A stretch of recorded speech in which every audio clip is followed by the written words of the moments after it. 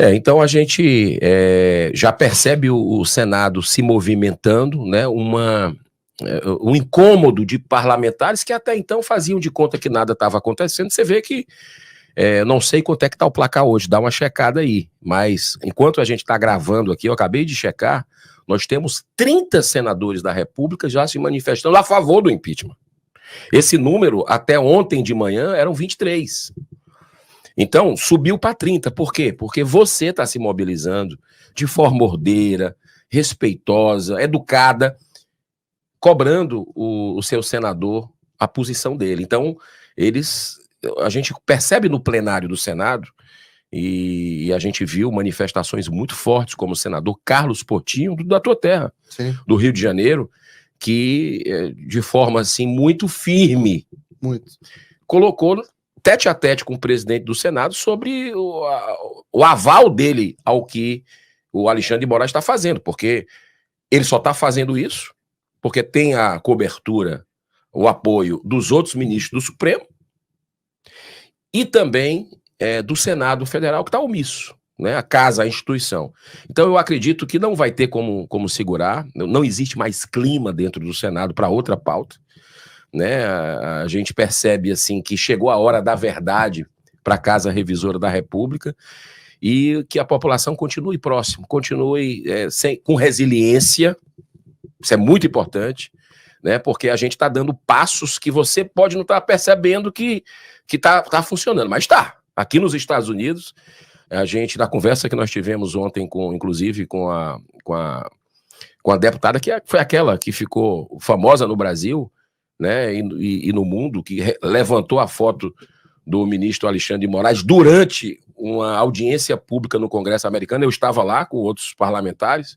Sim. E ela mesmo fez questionamentos, e eu acredito que nós teremos boas notícias em breve, a partir do agravamento da situação no Brasil, porque ninguém imaginava nunca que a gente fosse aí estar no rol de Turcomenistão, de China, de Coreia do Norte, Irã, de Venezuela, com relação ao banimento do X. Você pegar, Paulo, 22 milhões de brasileiros, deixar órfão, privar de usar uma rede social que muitos ganhavam um dinheirinho ali, faziam uma renda extra, vendendo seus produtos, se comunicando, pegando informações. É uma rede mundial. O mercado financeiro inteiro funciona. O mercado funciona. Toda a imprensa funciona à base do X, tanto que aconteceu imediatamente dos correspondentes internacionais passarem a postar no X, no lugar das redações do Globo, da Folha, etc. Todos continuaram postando através dos seus, abre aspas, correspondentes internacionais, de tão importante que era a rede que o Alexandre tinha, a única rede que o Alexandre tinha para se comunicar. O Alexandre hoje, se quiser fazer um post numa rede social, ele não tem mais, né? Opa, desculpe interromper o seu vídeo, mas desde 2022 eu continuo com as contas bloqueadas e o passaporte cancelado pelo Xandão. Se você aprecia o meu trabalho e tudo que eu faço pela liberdade de expressão, tem um lugar onde você pode se tornar meu apoiador com uma pequena quantia por mês. Acesse www.paulofigueiredoshow.com e torne-se meu apoiador, e aí você vai receber conteúdos exclusivos e desconto nos meus cursos. Ou então você pode se tornar meu patrono Gold e passar a me pautar, tem reuniões comigo, você entra para o meu grupo de WhatsApp, que eu uso sempre. O link para tudo isso está aí na descrição. Pois é, então isso eu acho que foi o ápice do vilipêndio, né? Que não é não, tá? É uma sucessão de arbítrios que a gente está tendo, desde a morte de um brasileiro, sob a tutela do Estado, do Clériston Pereira da Silva, que às vezes a gente vê no corredor as filhas dele adolescentes, e a mãe e a esposa. Cara, é um negócio de partir o coração. E nós temos milhares de presos políticos no Brasil, que agora os parlamentares americanos e a imprensa está entendendo que existe preso político em pleno século XXI no Brasil. Né?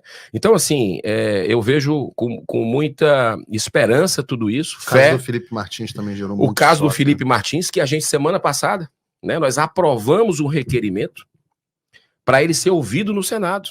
Imagina. E você imagina. Que o Alexandre vai proibir? E aí os repórteres vieram me perguntar: o senhor aprovou isso aqui? E será que o Alexandre... Você quer que eu responda uma pergunta? Será que ele vai permitir Que loucura. E perguntar isso para mim? Para um senador da República. Não, para você ver como tá. Exato. E você tem que pensar numa resposta. Né? Então, assim, inclusive é importante, viu, Paulo? Esse requerimento da ida do... Já tem data? Aí é que eu quero falar aqui para a gente ficar na mesma página, porque vamos precisar do povo brasileiro, sempre. Foi aprovado na Comissão de Direito Digital, aquela que você participou, né? Para a gente ver negócio de algoritmo, de censura. Que acabou comprovado agora nessa reportagem do Glenn Greenwald, da última da Vaza Toga, comprovada que as redes sociais, a tese que eu apresentei lá. Você apresentou lá. Que, óbvio, eu tinha algumas boas informações para apresentar a tese, eu não tirei da minha cabeça, mas de que as redes sociais têm um acordo secreto, paralegal, eu vou usar o termo correto, clandestino, com o Alexandre de Moraes para censurar conteúdo fingindo que são políticas deles. Isso ficou comprovado pela Vaza Toga com os diálogos lá do... E o Twitter File já tinha dado, né, esse spoiler. Porque já tinha acontecido nos Estados Unidos. Aí a gente olhou e falou, pô, isso tá estranho no Brasil. Né? E ninguém sabia que existia um acordo clandestino. Então, você tem o seu conteúdo removido e você não tem a quem recorrer. Não. Porque você não sabe que foi por uma ordem judicial, porque não foi uma ordem, foi um pedido judicial. E você não tem como entrar na justiça para reverter. Não. Porque para você sofreu a perda da plataforma pela violação dos termos de serviço. O que aí entra a loucura maior. Então, você pode recorrer à justiça comum, a primeira instância, muitas vezes ganha, e aí o Alexandre puxa o seu processo para dentro dele, e aí você reverte a sua decisão. Você, assim, referenda o que foi combinado com as plataformas. Uma clandestina, tudo clandestinamente. É isso mesmo. Você estava falando, desculpa, do Felipe Martins. Então nós aprovamos, justamente naquela comissão que você antecipou tudo isso, nós aprovamos a ida do Felipe Martins ao Senado Federal e também aprovamos, olha o detalhe, já faz mais tempo esse outro. Esse outro já tem quase um mês, que a gente aprovou a ida do Tagliaferro, do perito, né, do TSE, perito criminal do TSE, que depois fez uma revelação à Revista Oeste e tal, né, e que a gente está tendo acesso a esses 6 megas aí, né, 6 gigas, justamente com relação aos ritos completamente abusivos. Nós aprovamos, mas o presidente da comissão, né, que é o senador Eduardo Gomes, do PL... Muito corajoso ele tem sido, hein? Precisa marcar. Mas ele tem sido corajoso. Mas depois daquela audiência, parece que incomodou. E não está sendo mais marcado. A gente já conseguiu aprovar ainda, mas não está sendo marcado. Então a gente precisa ouvir essas pessoas para trazer. Mas o Alexandre de Moraes foi chamado, não pode ir. O que é isso? Ele não vai. Porque ele foi chamado, eu chamei. Correto, fez ele não vai. Mesma coisa que o Chris Smith falou, né? O cara pode responder. Tem o direito de apresentar a versão dele. Exatamente. Então eu acredito que o Felipe Martins precisa ir ao Senado, foi aprovado, assim como o Tagliaferro também, para efetivamente a gente buscar a verdade, porque essa podridão tá saindo e tá fedendo. Né? O cheiro é o pus, é aquela coisa do pus que tá no braço e precisa, para curar, sair todo, né? Então eu acho que esse momento é um momento de limpeza do Brasil, nesse momento de sombra, de treva, a gente está vendo a luz chegar. É muito interessante o que você falou, Girão, porque você é senador há 6 anos, né? Quase 6 anos. Quase 6 anos. Né? Assumiu em janeiro de 2019. Então 5 anos e meio, aí, quase 6 anos. E você viu o clima no Senado, você viu os abusos quase que começarem, né? Porque foi 2019 que foi aberto o inquérito das fake news. Você viu o auge dos abusos acontecendo. E agora você está vendo um momento diferente do Senado, né? Você viu um momento de acovardamento muito forte, muito grande. Acovardamento, acho que essa é uma palavra. E agora você está vendo talvez uma outra postura onde pessoas têm acordado. Você deu o exemplo do senador Portinho. Eu conheci o senador Portinho numa visita dele aqui nos Estados Unidos, que você estava, quando a gente foi na ONU. Você estava junto? Estava. a gente foi na ONU protocolar lá o pedido de violações, e foi quando eu tive a oportunidade de conhecer o senador Portinho. Eu gostei muito da conversa com ele, mas eu acho que tô vendo na trajetória dele um aumento da revolta, ao ponto de que ele foi muito duro nas últimas colocações dele contra o Pacheco. Foram 2 discursos, depois eu fui ver o segundo discurso que você mencionou, muito duro, olhando na cara dele. Foi. E assim, no limite da falta de decoro, vou chamar assim. Ele é carioca, eu já falei isso pra você, carioca fala porra como se fosse vírgula, então pra carioca não é palavrão. Mas ele foi ali, tava muito duro, e eu acho que é até um exemplo do senador Portinho, que não é um senador vou chamar aqui de extrema direita, né? Ele é um cara tranquilo, muito tranquilo, muito moderado, e que tá num ponto de revolta absoluta, inclusive com o Pacheco. Eu queria que você falasse um pouco para mim dessa mudança entre como que começou, como é que era o clima quando você entrou, o que aconteceu no meio do caminho e como é que tá agora? Olha, veja bem, nós chegamos em 2019 ali com vários senadores vindo das ruas. Isso é fundamental, né? E o que nós vamos vivenciar agora em 2026. Mais até se deixarem? Mais até. Então, assim, o que é que eu percebo? Para mim e para esses colegas que chegaram ali, inspirados pela Lava Jato, por exemplo, né, com aquela inspiração de que a justiça tinha que ser para todos e que tinha mais gente para ser presa, né? Com aquele sentimento que tomando conta do Brasil nas ruas. Que interessante. Foi uma reversão de expectativa brutal, porque a gente não imaginava que o sistema ia reagir ao ponto de, por exemplo, soltar o Lula para ser candidato a presidente. Então ali era fato já consumado, já resolvido, vamos para frente. Interessante, né? Sérgio Moro, ministro da Justiça, Bolsonaro, Lava Jato consagrada, a Globo batendo no PT. Exatamente. Então, ali começou a tomar um sentimento de frustração muito grande, né? Porque a gente foi com outra intenção de dar sequência ao sentimento da população e viu o sistema reagir de uma forma absurda, e muitos dos colegas que chegaram ali naquela grande renovação que teve no Senado começou, não, rapaz, não adianta bater muito porque vou ficar isolado aqui, e aí começa, é como diziam muitos senadores que chamam o Senado de céu, né? No histórico, né? O Virgílio Távora, que foi governador do Ceará, ele dizia, o Senado é como se é o céu. Ele foi senador, aí disse, mas céu, por que céu? É melhor ainda, porque você não precisa morrer para estar lá. De tanta mordomia que, rapaz, um senador, é importante que as pessoas saibam, tem direito a destinar 70 milhões de reais por ano de emendas parlamentares. Manda para onde ele quiser, para projetos. E muitas vezes a gente sabe dos escândalos que acontecem com isso, né? Voltam a parte, é para projeto só político, o cara bota para o curral dele, para se perpetuar no poder. O senador tem direito. Carro com motorista, apartamento funcional, 5 quartos. O cara tem direito a plano de saúde vitalício. Caramba. Os maiores hospitais do mundo, vai lá, o Senado paga. Para sempre? Para ele e para a família. Para sempre? Para sempre. Que incrível.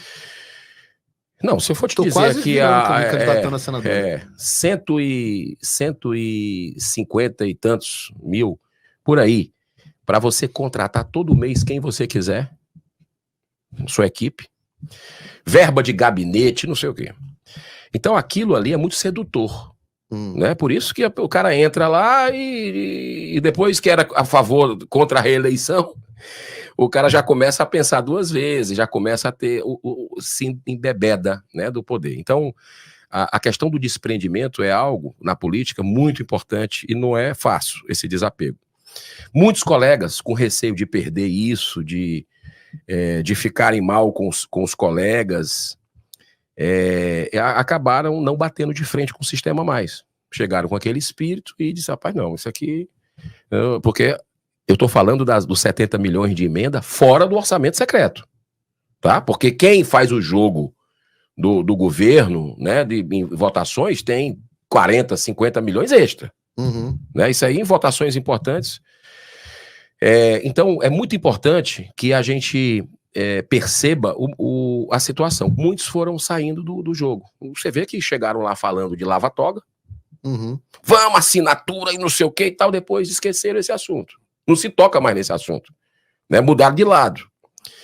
E agora, nesse momento, eu percebo que, pela pressão da sociedade, né, e chegando o período da reeleição deles, muitos já estão querendo voltar para o jogo, mas a gente não pode esquecer esse período que aconteceu.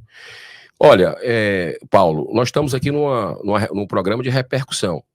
Eu confesso que fiquei muito frustrado também, porque a gente teve a bola na marca do pênalti para fazer a CPI da lava-toga. Naquele momento. Certo. No começo de 2019. Certo. Todo mundo chegando lá com aquela energia, com aquela coisa. E ali eu acho que a gente perdeu uma grande oportunidade. O presidente Bolsonaro tem um respeito, né? Acredito que acertou mais do que errou, fez mudanças importantes, tem um grande legado que é trazer as pessoas para gostarem de política, de se posicionarem sobre assuntos. Ele tem esse legado que a gente tem uma gratidão histórica, eterna nesse aspecto, mas cometeu alguns erros ali que foram capitais, como, por exemplo, não levar adiante uma CPI da lava-toga, onde o seu próprio governo não quis. Certo? Seja por acordo com o ministro do STF, mas o fato é que o governo articulou para senadores retirarem a assinatura da CPI. E nós estamos vendo o que está acontecendo. Né? E isso, eu acredito que é um peso que nós temos que reverter agora, né? Precisamos passar por tudo isso para tentar tirar o país dessa ditadura. E você acha que o clima agora está de fato diferente? Eu acho que está, graças à população chegando junto. Isso é interessante, porque a população, muitas vezes, tem a impressão de que os senadores estão, desculpa o bom português, cagando para o povo. A população, muita gente parou de ir para as ruas, e eu acho que agora a gente está vendo uma retomada, mas muita gente desistiu porque fala assim, cara, a gente grita, a gente xinga no Twitter, a gente vai e não tem efeito nenhum. Eu queria te perguntar, tem efeito, Gerão? Porque ao mesmo tempo eu escuto, não quero nem entrar nas questões pessoais aqui, mas o próprio Rodrigo Pacheco está passando por problemas familiares, pelo que eu escuto aí, e a gente nunca sabe quando que o peso é da esposa não aguentar mais ser na rua e ser olhada feia, e ser destratada pela população, e ter vergonha de andar junto com os caras. Esse peso da resposta popular, vocês senadores, você é um cara diferente, a gente já vai falar sobre isso, mas os senadores sentem a população ou estão encastelados, não estão nem aí? Sentem ainda mais no período próximo à eleição. Tá? Então, por exemplo, matérias importantes que estão querendo liberar bingo e cassino aí, né? Já tem essa tragédia, a gente vai conversar, tem uma tragédia social muito grande acontecendo e eles querem liberar isso, a gente sabe por quê. Porque isso escancara a porta da lavagem de dinheiro, corrupção. O que é que fizeram? Deixaram para depois das eleições. Claro, porque eles apoiam o candidato a prefeito, claro. Eles apoiam vereadores, então como é que vai ficar? E à medida que nós vamos chegando à renovação de 2/3 do Senado Federal, que é 2026, que aí eu acho, eu acredito, nós estamos vivendo um momento chave, né? É agora ou nunca a questão do impeachment. Mas eu acredito que a data limite do Brasil, a data limite de a gente conseguir salvar o Brasil de uma ditadura consolidada e de um caminho de Venezuela é 2026.